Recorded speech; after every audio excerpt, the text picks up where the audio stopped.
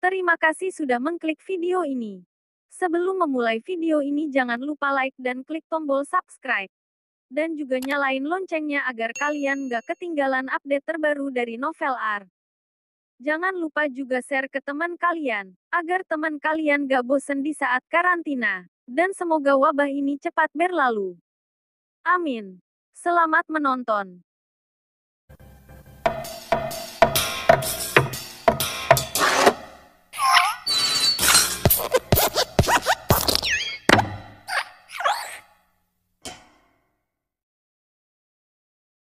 Kamu tunggu saja, menjadi ibu mertua dari Tuan Jaya, kan? Nanti ketika sudah menjadi keluarga dari keluarga Jaya, jangan lupa aku sebagai iparmu, ucap Giselle sambil tertawa. Sekarang ia sedikit iri pada Elisa. Meski bodoh, tapi hidupnya sangat beruntung, melahirkan seorang gadis yang baik, juga bisa disukai oleh Nei, lalu ikut menikmati hasilnya. Bahkan derajat seluruh keluarga Kusuma, sepertinya akan meningkat. Ipar, kamu tenanglah.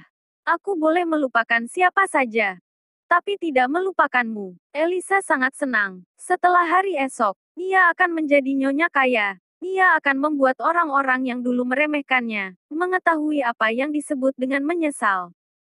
Esok paginya, sebuah berita besar tersebar di seluruh penjuru kota.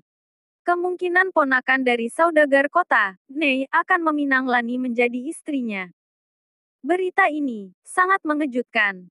Nei dan Lani, awalnya mereka memang sudah menjadi perhatian dari kota. Pangeran kaya idaman gadis. Selain tampan dan jantan, ia juga seorang penerus yang kaya raya. Yang satunya lagi, adalah seorang wanita nomor satu di kota. Tidak hanya cantik, tapi juga wanita bisnis yang kuat. Pasangan idaman begitu banyak pria muda. Keduanya bersatu. Selain tampan dan cantik, masyarakat juga tidak terpikirkan kata lain untuk mendeskripsikan mereka. Tapi ada berita kecil yang berkata, Lani dan Morphy sama sekali tidak menikah. Nei menikahi Lani di hadapan Morphy, artinya, ia mau di hadapan semua orang dengan berani mempermalukan Morphy. Banyak orang yang mulai bersimpati dengan Morphy. Ketika pria tiba di posisi seperti ini, ia juga cukup kasihan. Istrinya sendiri disukai oleh pria lain, tapi bahkan hak untuk melawan saja tidak ada. Tentu saja, tidak sedikit orang juga yang mentertawakan Morphy. Bagaimanapun juga panggilan Morphy yang tidak berguna, sudah lama ada di hati orang-orang, wanita cantik seperti Lani. Wajar jika Morphy tidak bisa mempertahankannya. Ketika berita tiba di keluarga Kusuma, seluruh keluarga pun meledak. Nei suka pada Lani. Rose tidak percaya, ia yang paling tidak bisa. Tidak percaya, ia yang paling tidak bisa terima akan hal ini. Dari kecil sampai besar, ia selalu membanding-bandingkan dengan Lani. Di depan Lani, satu-satunya kelebihannya adalah suaminya Randy. Dibandingkan suami Lani yang tidak berguna, ia lebih baik beratus-ratus kali lipat. Tapi hari ini, malah ada orang yang memberitahunya, Lani menikah dengan keponakan dari orang kaya, dan ia adalah Nei. 100 orang Randy juga tidak bisa menyainginya. Aku tidak tahu. Pelacur itu. Bagaimana menggoda Nei? Tatapan Villa sedikit geram. Lani yang sudah menjadi penanggung jawab program Gunung Parayaman sudah membuat Villa kesal. Sekarang masih mau menikahi Nei, maka ia pun tidak ada jalan keluar lagi. Apakah Nei buta? Lani yang seburuk ini saja disukainya. Rose berkata dengan marah. Ia tidak mengerti. Keberuntungan apa yang dimiliki Lani selama sebulan terakhir ini. Menjadi penanggung jawab program Gunung Parayaman. Sekarang menikah dengan keluarga kaya, menjadi nyonya besar. Bukankah dengan begitu hari-hari berikutnya ia akan selamanya ada di bawah tekanan Lani? Pelacur ini, pasti meracuni Nei. Villa berkata dengan berbisa. Seluruh keluarga Kusuma, ialah yang paling bersalah pada Lani. Jika Lani menikah dengan keluarga Jaya, ia pasti tidak akan selamat. Bagaimana sekarang? Bisakah mencari Nei, lalu mengatakan hal buruk di hadapannya? Membuat ia tidak jadi menikahi Lani? Tanya Rose dengan tidak tenang. Apakah kamu kira Nei bodoh? Iya. Pasti mengerti hubungan kita dengan pelacur itu. Jadi kata-kata kita tidak akan dipercayainya. Bisa saja akan mengira kita sedang menghancurkan pelacur itu. Sampai hari ini, kita hanya bisa mencari kesempatan untuk tunduk pada pelacur itu. Jika tidak setelah ia menjadi nyonya keluarga Jaya, ia tidak akan melepaskan kamu dan aku. Wajah Villa penuh dengan ketidakrelaan. Begitu Lani menjadi nyonya muda keluarga Jaya. Tidak hanya dia, sepertinya Lani juga tidak akan memandang Roy. Bagaimana dengan Morphy yang tidak berguna itu? Apakah ia hanya akan melihat pelacur ini menikah dengan Nei? Rose lagi-lagi terpikirkan Morphy. Ia sangat berharap Morphy bisa memberi Nei sedikit kesulitan saat ini. Morphy, Villa menggertakkan giginya. Orang tidak berguna itu hanya berani di depan kita. Di depan Nei, ia pun bahkan tidak berani kentut. Mungkin saja kali ini, ia yang memikirkan cara untuk memberikan Lani kepada Nei. Mungkin juga, orang tidak berguna ini, paling suka melakukan hal untuk mengirimkan istrinya sendiri di atas ranjang pria lain. Rose hanya bisa menghibur dirinya dengan cara seperti ini. Di saat bersamaan, Roy yang duduk di dalam kantor juga terkejut. Seharusnya, ia senang karena Lani menikah dengan Nei, tapi ia tidak bisa senang. Ia sangat mengerti ketika dulu dia menyelesaikan masalah Lani dan Villa. Ia lebih condong pada Villa, jadi Lani pasti mengingatnya. Jika Lani tidak berhati besar, setelah menikah ia pasti menggunakan potensi Nei menjadi batu sandungan bagi keluarga Kusuma. Roy sangat pusing saat ini. Bahkan ia juga ingin memikirkan cara untuk memperbaiki hubungan dengan Lani. Di bawah keputusasaannya, Roy menelepon Elisa. Nada bicaranya sangat ramah, dan juga menyuruh Elisa untuk mengatakan jika ada permintaan apapun, orang di rumah akan membantu sebisa mungkin. Pasti harus membuat Lani berbuat baik pada Nei. Ini adalah satu-satunya kesempatan bagi keluarga Kusuma untuk terbang ke langit. Di sana Elisa juga menggerutu. Kepala keluarga dari keluarga Kusuma meneleponnya sendiri untuk menunjukkan keramahan. Dulu, ia tidak akan berani memikirkan tentang ini. Tapi sekarang, justru malah benar-benar terjadi. Elisa merasa hari ini ia benar-benar sangat bijaksana. Memberikan Lani pada Nei ini adalah keputusan terbaik di hidupnya. Setelah menutup telepon, Roy pun menghela napas. Kali ini keluarga Kusuma benar-benar akan berubah. Saat ini, Roy lagi-lagi terpikirkan Morphy. Seharusnya, sekarang Morphy adalah suami Lani. Lani dan Nei menikah. Seharusnya ada reaksi dari Morphy. Tapi di luar dugaan, ternyata tidak ada berita apapun tentang Morphy yang tersebar. Seakan-akan Morphy tidak terlihat. Ini membuat Roy tidak mengerti. Ia masih sedikit tidak memahami Morphy. Terlebih lagi setelah masalah Gunung Parayaman, Roy merasa, Morphy sepertinya menyembunyikan kekuatan yang begitu besar. Kekuatan ini begitu besar sampai ia tidak berani memikirkannya. Orang lainnya di keluarga Kusuma, satu persatu juga menelepon Elisa, memberinya selamat, bisa disebut juga terlebih dulu merayu Elisa. Tapi mereka tidak banyak pikiran seperti Roy. Dari awal hingga akhir, tidak ada orang yang peduli akan hidup dan mati Morphy. Sampai terasa, jika saja Morphy sedikit lebih pintar, seharusnya saat ini ia berbuat baik pada Lani. Siapa tahu setelah ia menikah dengan Nei, mungkin ada harinya pasangan suami istri ini akan merawatnya. Dalam satu kedipan mata, waktu pun sudah tiba di malam kedua. Nei yang kaya langsung memesan seluruh restoran barat di lantai teratas Queen Building, dan memanggil satu grup musik yang profesional untuk tampil, begitu mencolok.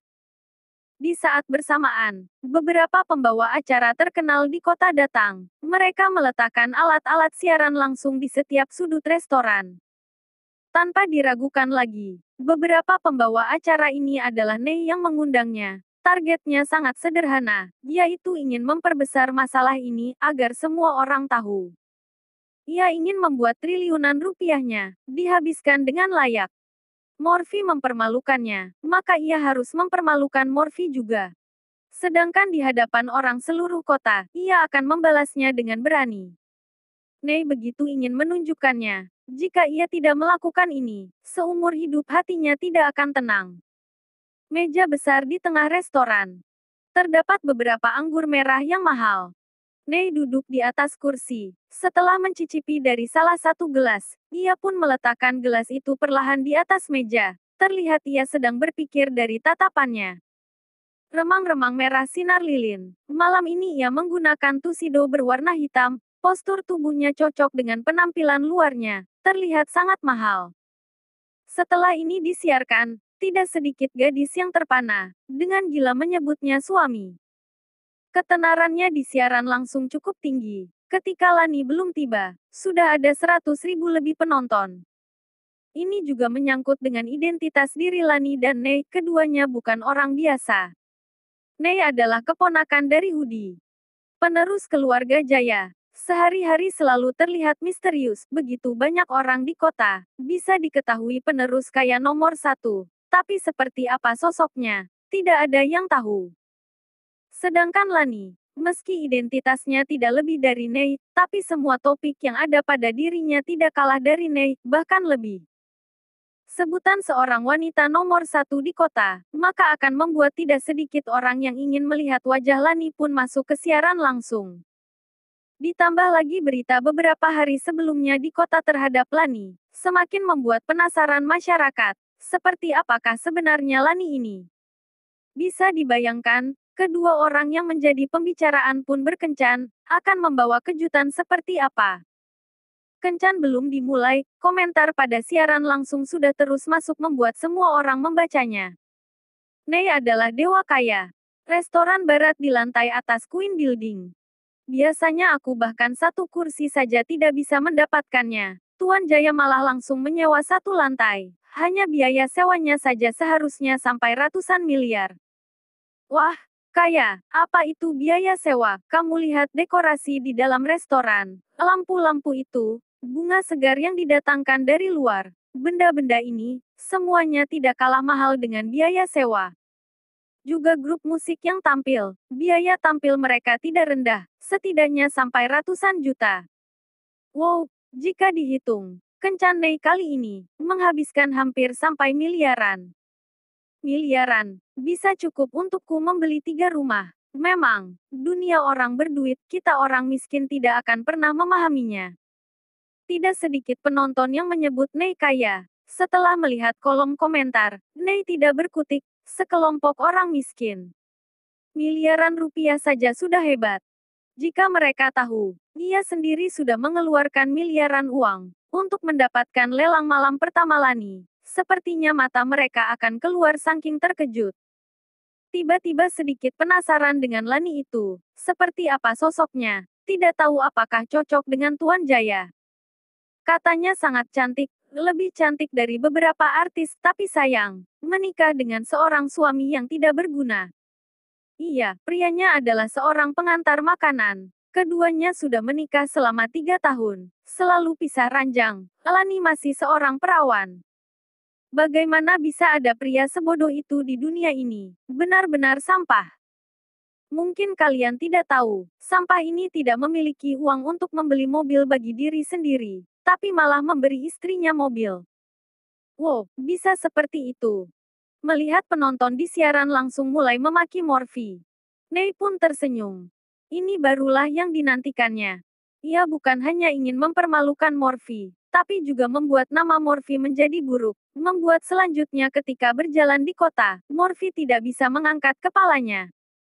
Lagi-lagi Nei mengangkat pergelangan tangannya, melihat jam tangan. Masih ada 15 menit lagi sampai waktu kencannya. Ia sangat penasaran, apakah Morphy akan mengikuti Lani untuk datang bersama. Katanya Lani sampai sekarang masih belum bercerai dengan suaminya. Pasti orang itu melihat Lani sekarang terkenal, ia pun tidak tahu malu dan tidak mau bercerai. Hah, lalu bisa apa jika ia tidak ingin bercerai? Sekarang Tuan Jaya menyukai Lani, apakah ia berani mengatakan tidak di depan Tuan Jaya? Iya, apakah orang itu berani datang malam ini? Bagaimanapun juga Lani adalah istrinya sekarang. Istrinya berkencan dengan pria lain, apakah ia bisa bersabar? Jika pria lain pasti sudah tidak bisa sabar, tapi orang ini pasti menahannya. Malam ini pasti ia tidak akan berani datang. Aku juga bertaruh ia tidak berani datang. Jika ia berani datang, aku akan mengirimkan 10 mobil virtual, ingatlah ideku. Aku juga bertaruh dia tidak berani datang. Jika tidak aku akan siaran langsung memakan kotoran. Nei tertawa dengan sangat senang. Tapi ada sedikit kecewa di hatinya. Jika Morphy benar-benar ciut, maka tidak ada artinya. Tadinya ia berencana, di hadapan ribuan penonton, memukul wajah Morphy dengan sadis, membuatnya berlutut minta ampun, lalu membawa Lani ke hotel, menyewa kamar, melakukannya semalaman. Membuat Morphy malu. Jadwal seperti ini, barulah sempurna. Jika Morphy tidak datang, maka hanya bisa membuatnya malu saja. 10 menit kemudian, pintu lift Queen Building terbuka. Lani menggandeng lengan Morphy, muncul di hadapan semuanya. Malam ini Lani tidak berdandan, benar-benar wajah aslinya. Ia juga memakai baju rumah berwarna kuning muda. Tapi meski begitu, begitu ia muncul, seluruh siaran langsung meledak. Sangat cantik. Artis internet yang memakai dandanan tebal dan filter kamera saja tidak bisa dibandingkan dengan Lani. Tidak peduli apakah itu karisma atau kecantikan, semuanya ada di bawah Lani. Begitu cantik seperti sebuah pahatan. Seperti inilah kecantikan Lani. Anggun, dan bersih. Mengapa dulu aku tidak tahu kita memiliki wanita cantik nomor 1 di kota ini? Dulu masih mengira yang disebut wanita tercantik, hanyalah sebuah rumor. Tapi setelah melihat orang aslinya, rasanya sebutan orang tercantik nomor 1 di kota saja tidak pantas bagi Dewi Lani. Iri pada Tuan Jaya, aku juga ingin menjadi orang kaya. Dewi Lani, jangan menikah dulu, tunggu aku membeli yotre dulu.